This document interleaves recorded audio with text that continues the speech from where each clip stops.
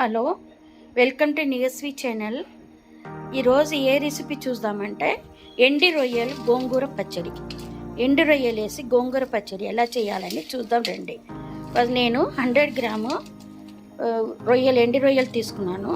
దాన్ని కొంచెం పెంకం మీద పెట్టి కడాయిలో పెట్టి వేయించినాను. కరకరాలాడుతుంది చూడండి.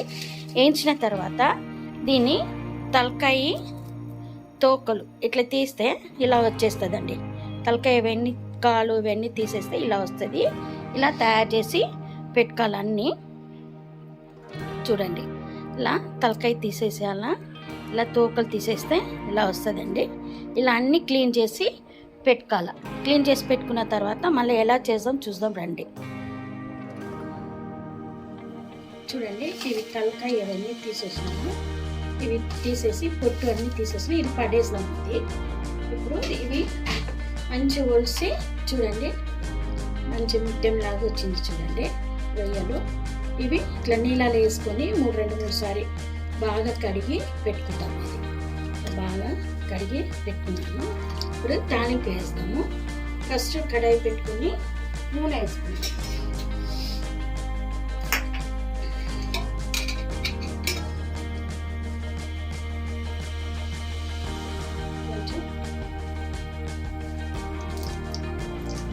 నూనె వేసుకుంటాము.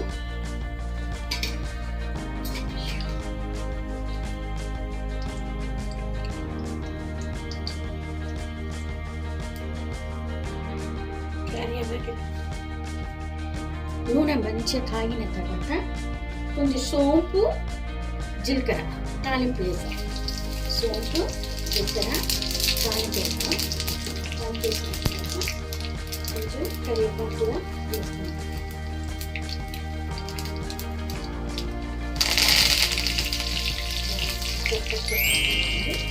కరివేపాకు వేసిన తర్వాత ఒక ఉల్లిపాయ కోసి పెట్టుకున్నాము, అది వేసుకుంటాము.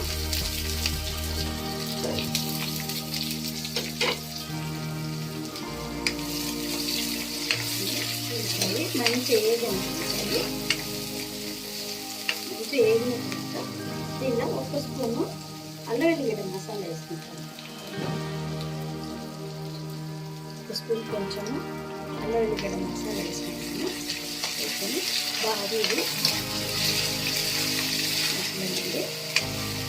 ఇది చాలా బాగుంటుందండి. గోంగూర రొయ్యలు, ఎండు రొయ్యలు చేసి 2 రోజులు 3 రోజులు కూడా పెట్టుకొని మనం తినవచ్చు. చాలా మంచి ఉంటుంది. ఇలా చేసి పెట్టి రేపు తినాలా, ఎందుకంటే ఆ రొయ్యలు ఇలా గోంగూర పులుపు అన్నీ దిగి ఉప్పు కారం అన్నీ దిగి ఉంటుంది. చాలా బాగుంటుందండి. ఇది ఇప్పుడు మనం కడిగి పెట్టుకున్న రొయ్యల్ని దీంట్లో వేస్తాము. చూడండి, పిల్లలు కూడా ఇష్టంగా తింటారు. మంచి కమ్మగా వాసన వస్తుంది. అప్పుడప్పుడు ఇలా కూడా మనం ఎండు రొయ్యలు గోంగూరలు ఇట్లా వేసుకున్నప్పుడు పచ్చి రొయ్యలు కాకుండా ఎండు రొయ్యలు కూడా మనం ఇలా చేసుకొని చేయవచ్చండి. చాలా మంచి ఉంటుంది. చూడండి, మంచిగా ఇది కొంచెం నూనెలా ఇట్లా అన్ని మసాలాలు కలుపుకున్నప్పుడు ఇది ఏమవుతుంది కదా.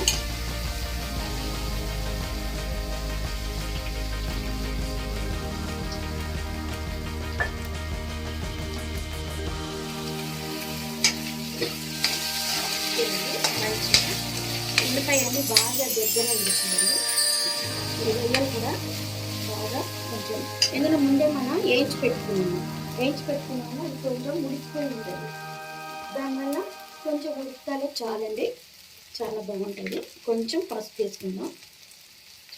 కొంచెం పసుపు వేసుకుందాం.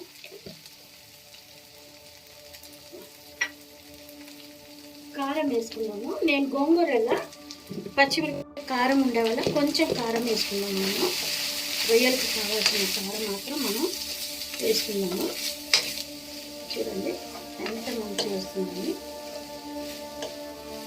సిమ్లో పెట్టుకున్నాం స్టవ్ని.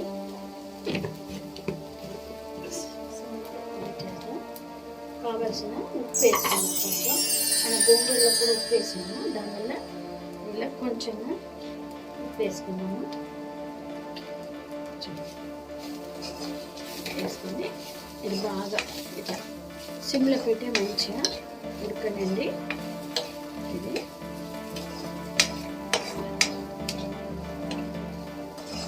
ఎంతో బాగుంటుందండి. ఇది వేడి వేడి అన్నం వేసుకుంటుంటే మస్తు ఉంటుందండి.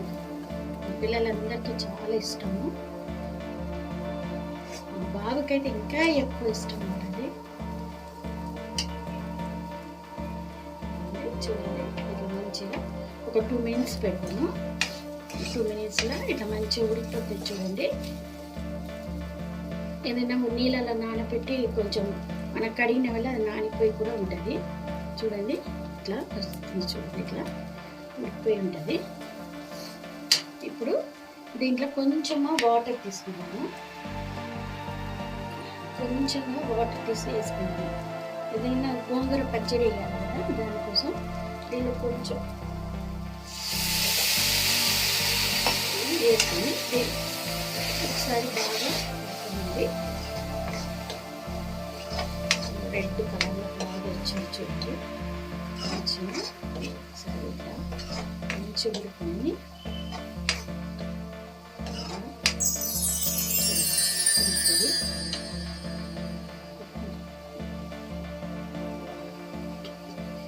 ఉడికిన తర్వాత నేను గోంగూర పచ్చడి చేసి పెట్టుకున్నానండి.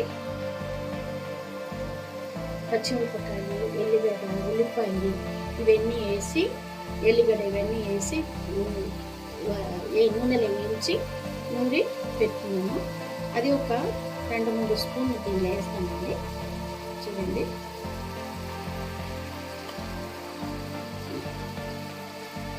దీన్ని మంచిగా దిగుతుంది.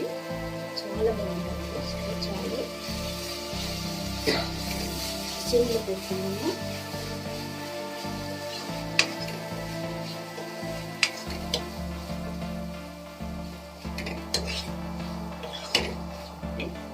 ఎంత మంచి గుజ్జులాగా వచ్చేసింది. చూడండి మనం దీనిలో ఇంకా వాటర్ ఏం పోయకండి. ఇది దీంట్లోనే వెంటనే మగ్గిపోతుంది. ఎంత బాగా వచ్చిందని ఉప్పు చూసుకోండి. ఉప్పు, పులుపు, కారం ఇవన్నీ అందులో చాలా బాగుంటుంది. అది ఇంకా నాని ఉప్పు కారంతో రొయ్యలు చాలా టేస్ట్గా ఉంటుందండి. వేడి వేడి అన్నంలో కలుపుకొని తింటే చాలా బాగుంటుంది.